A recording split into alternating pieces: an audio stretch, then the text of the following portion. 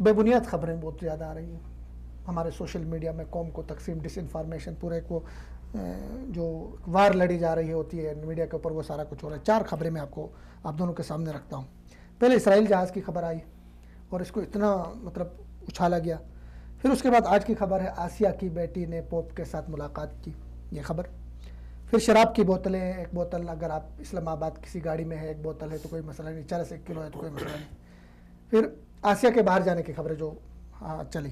یہ 4 ایسی خبریں ہیں جن کی بنیاد بالکل نہیں ہے. ہاں، اسرائیلی جہاز پہ بات کرتے ہیں، کیا آپ کی حقیقت کیا ہے اس؟ دیکھیں جی، مجھے سمجھ نہیں آتی یہ خبریں اڑاتا کون ہے، اس کے پیچھے مقصد کیا ہوتا ہے؟ مقصد تو ظاہر سی بات ہے، حکومت کو ڈیسٹیبلائز کرنا مقصد ہوتا ہے، حکومت پر پریشر بلڈ کرنا مقصد ہوتا ہے. اب مجھے یہ سمجھ نہیں آ رہی کہ اسرائیلی جہاز پاکستان جائے گا کیوں؟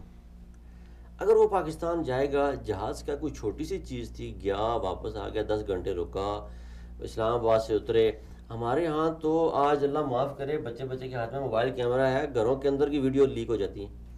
ہو گئی جنگ ترین کی وہ تو کروائی گئی، وہ چلے، وہ تو کروائی. یہ نا اس خبر کو آپ جھوٹی خبر ہونے کے بجائے یا اس کو شامل کرنے کے بجائے اس کو ایک اور نظر دیکھیں، یہ پوری کنسپریسی ہے، کیونکہ اس بات کا سب سے پہلا دعویٰ اسرائیلی جرنلسٹ نے کیا تھا. یہ بہت بڑی کنسپریسی ہے. اور اس کے اندر میں اس طرف آ رہا ہوں، میں آپ کو بتاتا ہوں کہ اسرائیل کی اخبار ایک دعویٰ کرتی ہے، ایک صحافی اسرائیل کا دعویٰ کرتا ہے، اور بڑا نامی گرامی صحافی دعویٰ کرتا ہے کہ پاکستان میں جہاز گیا.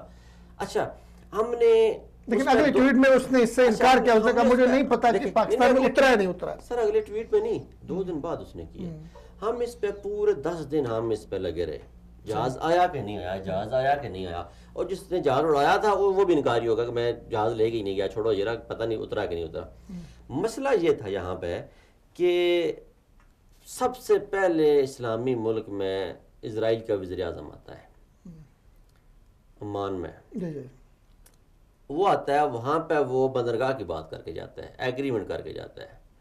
اس کا سب سے بڑا افیکٹو کون تھا؟ پاکستان تھا. بجائے اس کے کہ پاکستان فوری طور پہ اپنا وفد بھیجتا عمان سے مذاکرات کرتا، بھائی آپ کیا کرنے جا رہے ہو، آپ کا مسئلہ کیا ہے؟ یہاں پہ ہم بندرگاہ بنا رہے ہیں گوادر، وہی جگہ ہے جو آپ سے لی ہوئی ہے ہم نے، آپ ہی کی جگہ ہے گوادر. سر آپ کا اپنا گوادر ہے، آپ آئیں ہمارے ساتھ شرکت کریں، ہمارے ساتھ اس میں اتحادی بنے. اس بجائے سے کہ فوری طور پہ ایک اعلیٰ سطحی وفد عمان پہنچتا، ہم اس بحث میں پڑ گئے کہ پاکستان میں جہاز آیا یا نہیں آیا. اب یہاں پہ اصل بات یہ ہوئی کہ جو صحافی تھا اس کا وہ پلانٹڈ ٹویٹر تھا.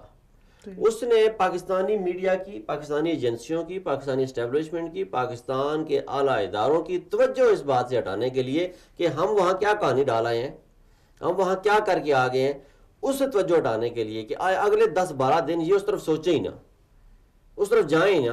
وہ اپنے مشن میں کامیاب ہو گئے اور ہم اپنے مشن میں ناکام ہو گئے، اور ہم اس بحث میں پڑ گئے. ہمارے فضل الرحمان صاحب نے کہا، ہمارے وزیر خارجہ نے کہہ دیا کہ کوئی جہاز نہیں ہے، انہوں نے کہا نہیں جہاز آیا ہی آیا ہے. میں وہ مسلمانوں پہ ایمان لانے کے بجائے خدا نخواستہ وہ یہودی کی بات